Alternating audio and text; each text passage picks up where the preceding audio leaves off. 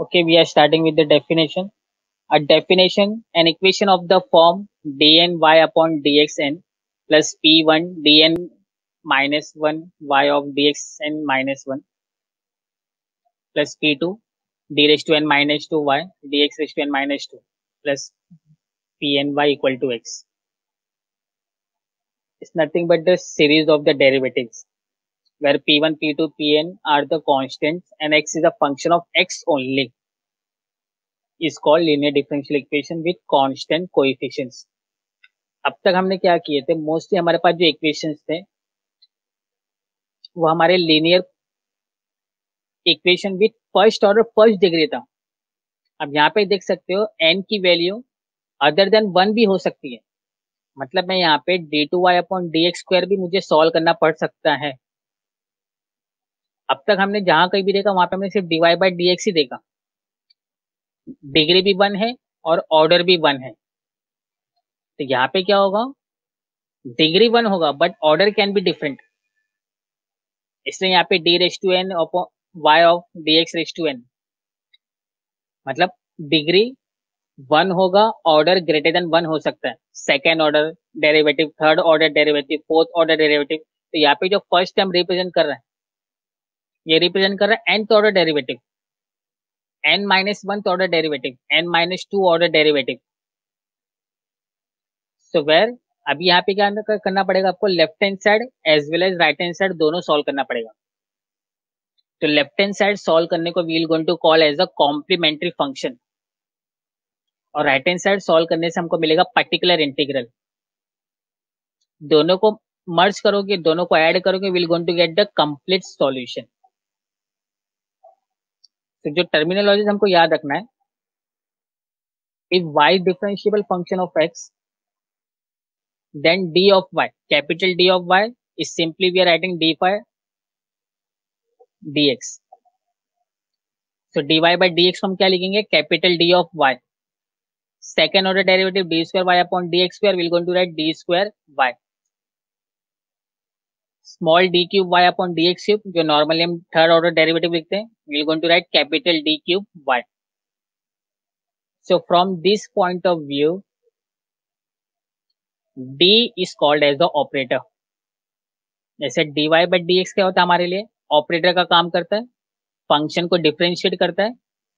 वैसे ही dy by dx की जगह पे हम क्या लिखेंगे, d. So d is not just a letter, it's a operator. ये जो हमने इक्वेशन लिखा था d raise to N y of dx raise to N plus p1 d raise to N minus y of dx raise to N minus 1 till pny equal to x, मैं इसको equation 1 लिख देता हूं.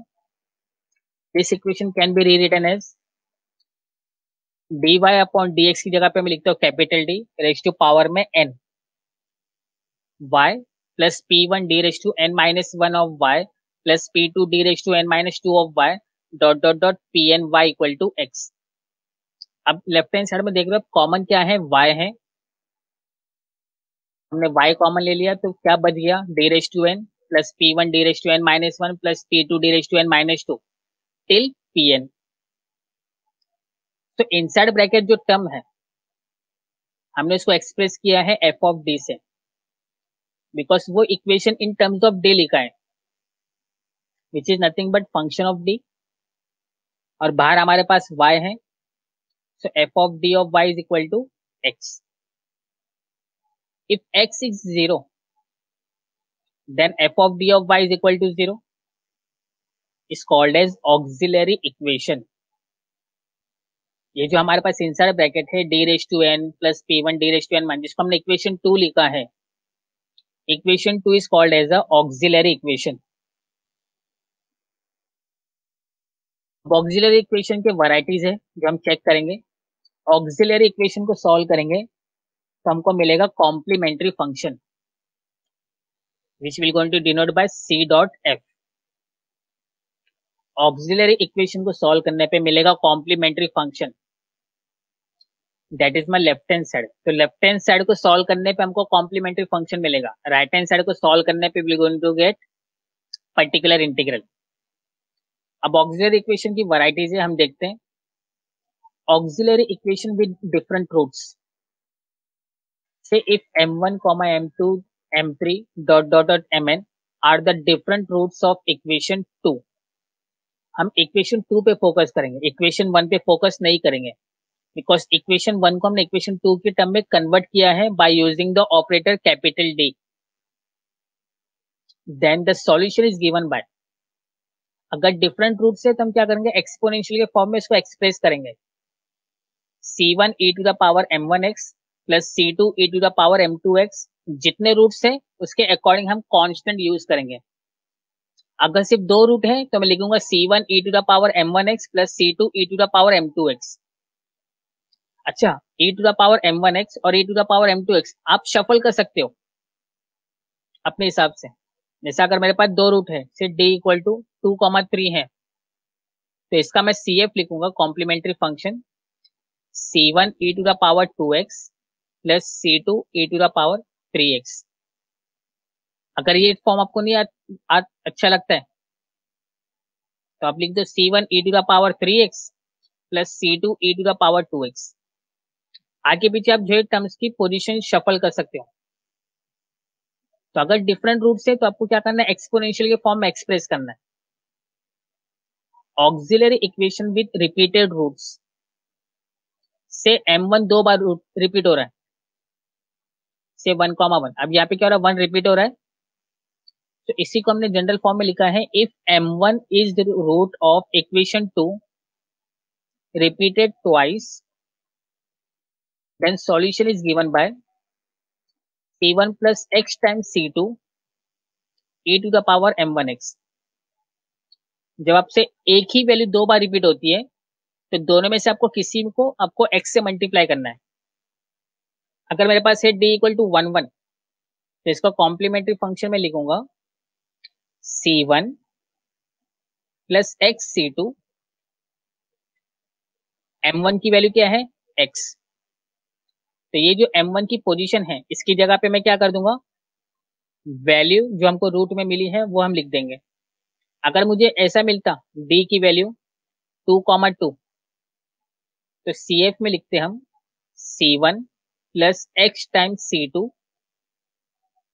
e to the power 2x, because 2 repeat हो रहा है।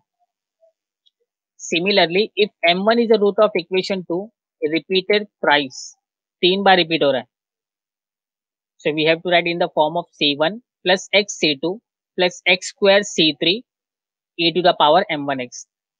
अगर ये ऐसा होता है 2,2,2 3 बार आ रहा है तो cf लिखते हम c1 plus x c2 plus x square c3 bracket e to the power 2x। Clear है यहां तक?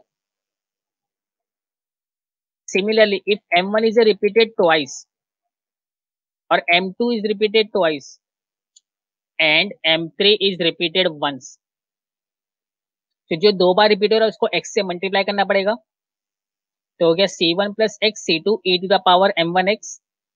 m2 कितने बार रिपीट हो रहा है, 2 टाइम्स, तो c1 c2 तो ऑलरेडी यूज कर चुके हैं, अब 2 अदर कांस्टेंट यूज करना पड़ेगा, c3 plus x c4 e to the power m2x, और m3 कितने बार रिपीट हो रहा है, ओनली वंस, तो हो जाएगा c5 e to the power m3x।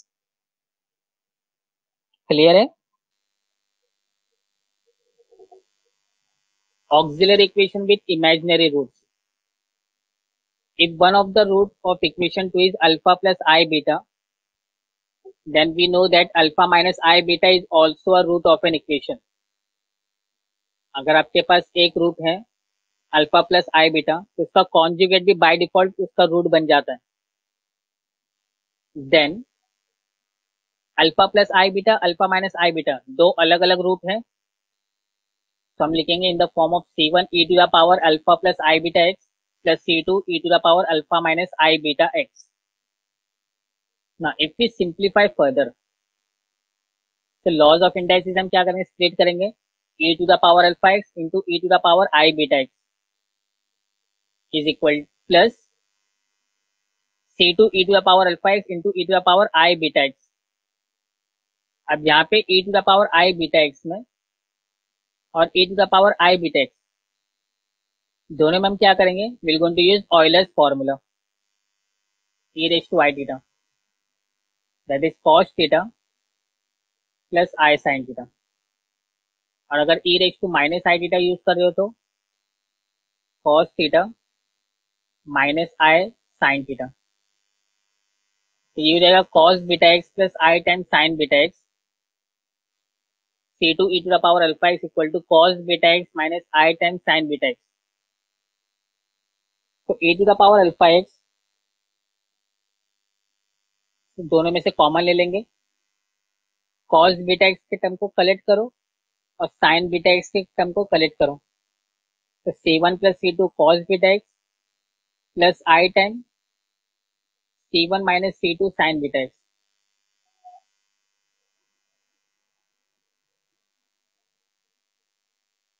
तो in general we write c1 plus C two को हम लिख रहे हैं capital A, c1 minus C two multiply by i जो है हम उसको लिख रहे हैं कैपिटल बी।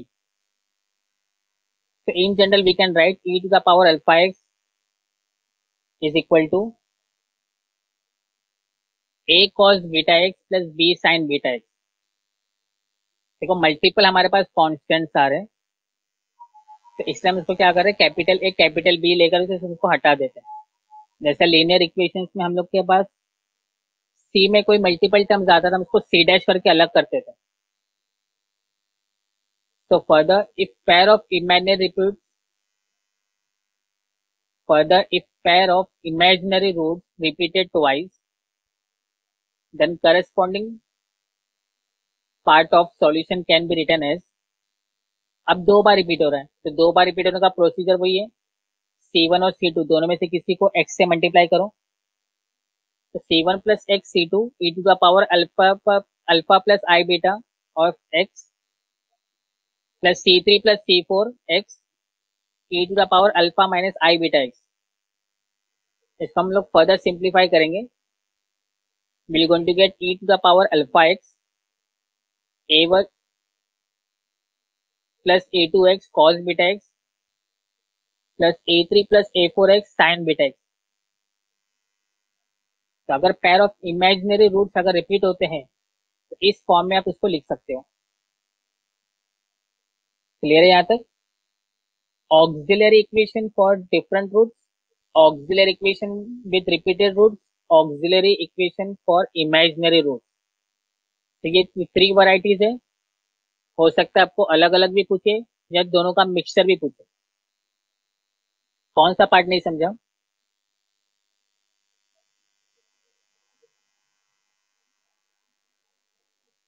इमेजिनरी वाला पार्ट नहीं समझा या जो है शुरू से नहीं समझा?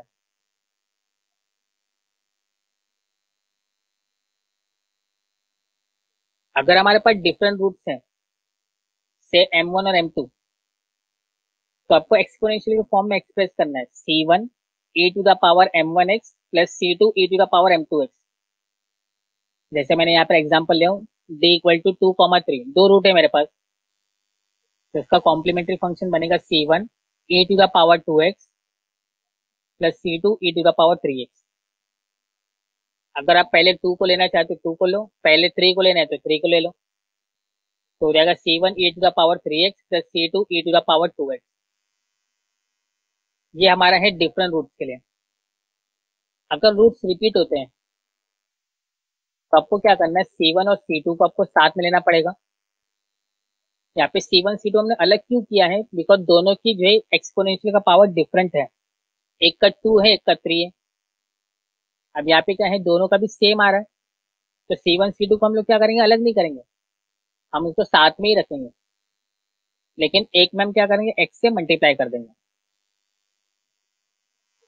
यहाँ पे हमने अलग किया था बिकॉज 2 और 3 था, तो इससे c1 e to the power 2x plus c2 e to the power 3x, बीच में हमने प्लस लगा दिया तो दो एक्सपोनेंशियल अलग हो गए।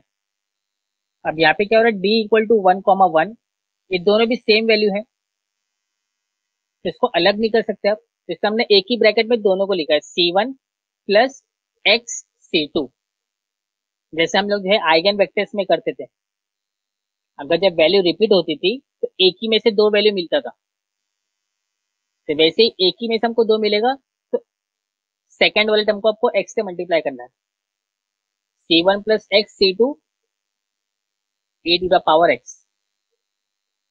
अगर ऐसे ही मेरा 2 3 बार रिपीट होता है तो मैं क्या करूंगा, पहले 3 को कलेक्ट कर लेता हूँ, c1 c2 c3, तीनों को कलेक्ट कर लिया। अब x का क्या करना है आपको, इंक्रीजिंग पावर में मूव करना है, that is x raise to 0, x raise to 1, x raise to 2, x raise to 3। इस पावर में हम क्या करेंगे, मूव करेंगे। x टू द पावर 0 का मतलब होता है 1, तो पहले टर्म को मल्टीप्लाई करो 1 से। x टू द पावर 1 का होता है x, ये हो जाएगा एक्स स्क्वायर।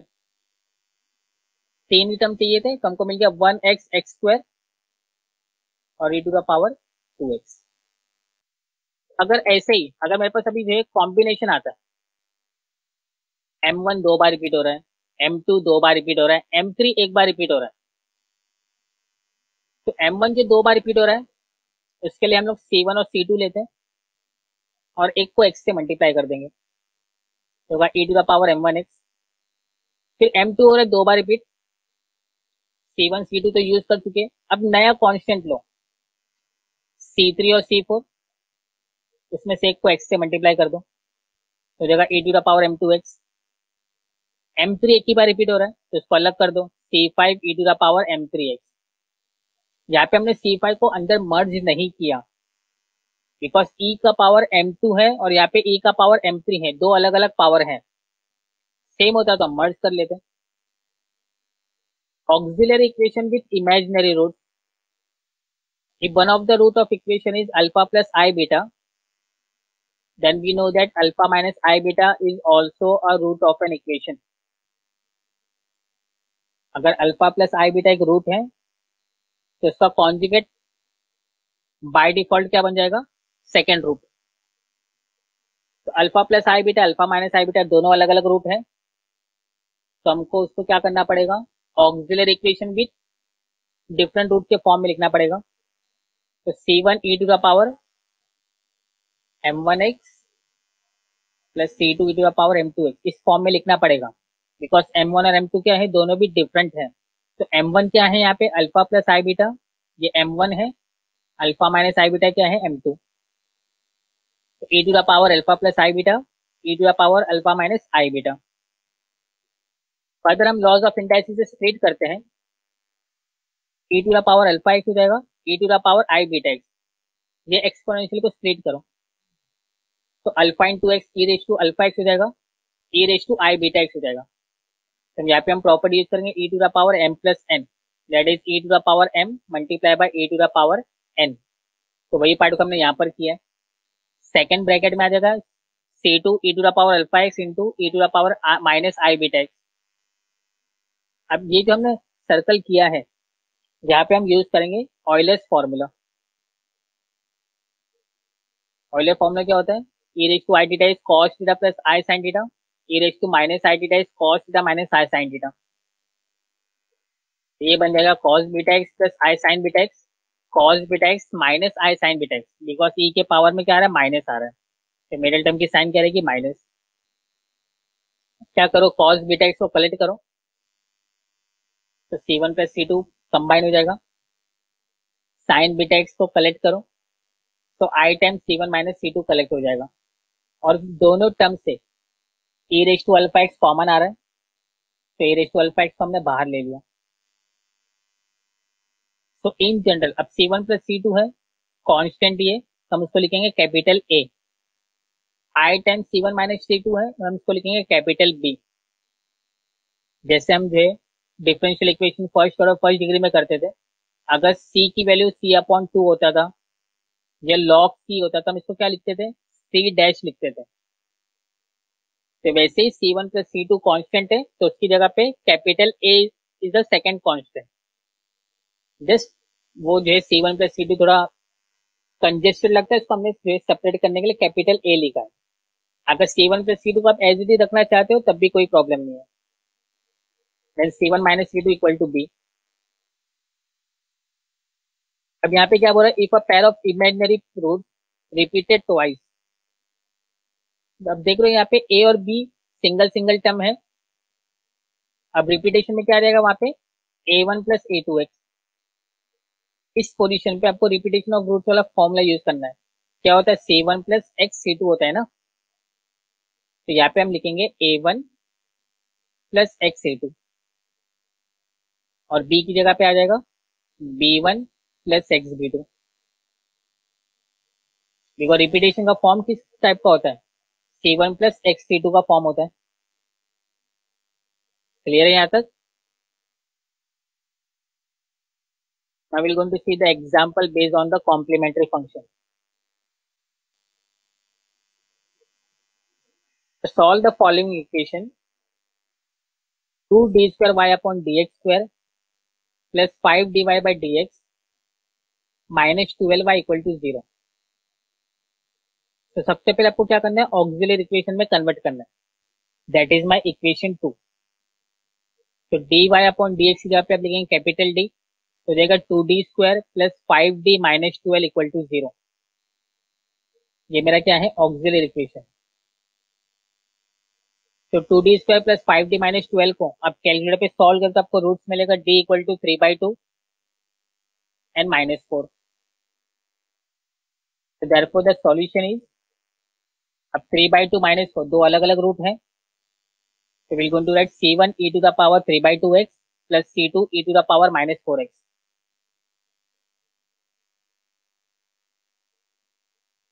क्लियर है यहाँ तक?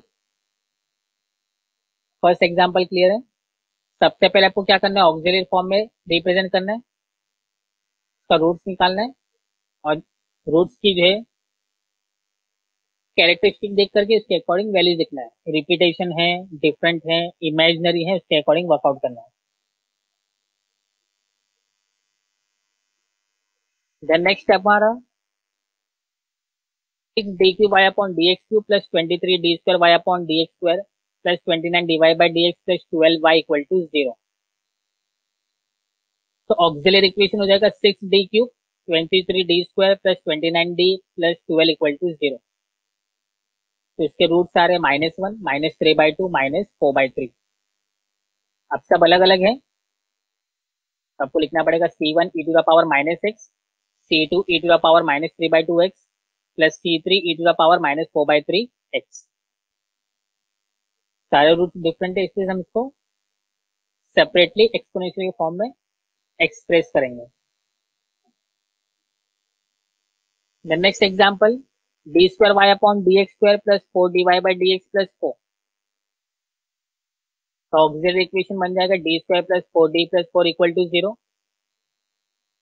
Roots are d equal to -2 and -2।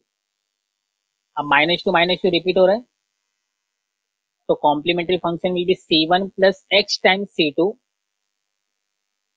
Because दोनों भी सेम वैल्यू है, तो दोनों को पहले मर्ज करना पड़ेगा और x से मल्टीप्लाई करना पड़ेगा, e to the power -2x।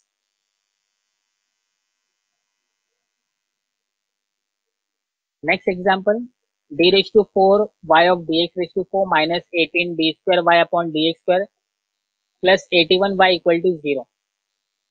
तो ऑक्सिलरी इक्वेशन बन जाएगा d raise to 4 minus 18 d square plus 81 equal to 0। तो देयरफॉर द रूट्स आर 3, 3 -3, -3। 3 दो बार रिपीट हो रहा है, -3 दो बार रिपीट हो रहा है, तो जो दो बार रिपीट हो रहा है 3 उसको एक में मर्ज कर लेंगे, -3 को अलग से मर्ज करेंगे। तो c1 plus x time c2 e to the power 3x, c3 plus x time c4 e to the power -3x। तो दोनों अलग अलग पार्ट में क्या हो गए, मर्ज हो गए। क्लियर है यहाँ तक? नेक्स्ट है हमारे पास d cube Y upon D x cube plus 8y equal to 0। The auxiliary equation is d cube plus 8 equal to 0। Auxiliary equation is d cube plus 8 equal to 0। तो therefore the roots are -2, 1 plus और minus i√3। ध्यान रहे जितना degree रहेगा उतने हमको roots मिलने चाहिए। तो 1 प्लस और माइनस का मतलब है 2 मिल गया, दो रूट्स यहाँ से मिल जाएंगे और d इक्वल टू -2, तो दोनों मिला के 3 रूट्स हो गए। तो C equal to D equal to -2 ये सिंगल है, तो इसको हम लिखेंगे C1 e⁻⁻²x और 1 + और -i√3 हमारा इमेजिनरी पार्ट है, तो 1 क्या रहेगा हमारा अल्फा और √3 क्या रहेगा हमारा बीटा। तो फॉर्म क्या है हमारा e⁻⁴x। अब वहां पे हमने कैपिटल ए कैपिटल बी लिखा था, तो कैपिटल ए कैपिटल बी लिखो या C2 C3 लिखो, आपके ऊपर है। या कोई ऐसे लिखना चाहता है e⁻x a cos √3x plus i times C3 sin √3x। तो इसकी जगह पे कोई लिखना चाहता है b sin √3x, तब भी चलेगा। ए और बी के फॉर्म में लिखो या C2 i C3 के फॉर्म में लिखो। Next we are having d⁴ of y upon dx⁴ plus 13 d² y upon dx² plus 36 y equal to 0। The auxiliary equation is d⁴ plus 13 d² plus 36 equal to 0। तो इसके roots आ रहे हैं +or -2i +or -3i। तो +or -2i +or -3i, तो सब क्या है different है। तो +-2i क्या हो जाएगा, ये एक में मर्ज हो जाएगा, +-3i क्या हो जाएगा, सेकंड में मर्ज हो जाएगा। इसलिए क्योंकि हमने ऊपर लिखा था 1 + और -√3, तो प्लस और माइनस ये एक ही में मर्ज होता है। तो ये जो +2i -2i इसको क्या हम लिख सकते हैं, +or -2i, और +or -3i इस फॉर्म में लिख सकते हैं। तो +or -2i ये एक ही में से निकल रहा है, तो इसको हम लिखेंगे C3 cos 2x plus C4 cos 2x। यहाँ पे इमेजिनरी पार्ट हमारे पास है 2i और 3i, इसका रियल पार्ट हमारे पास नहीं है, तो रियल पार्ट नहीं लिखने की जरूरत है, because any number raise to 0 क्या हो जाएगा 1। और +or -3i का हो जाएगा C1 cos 3x plus C2 sin 3x। Clear है यहाँ तक।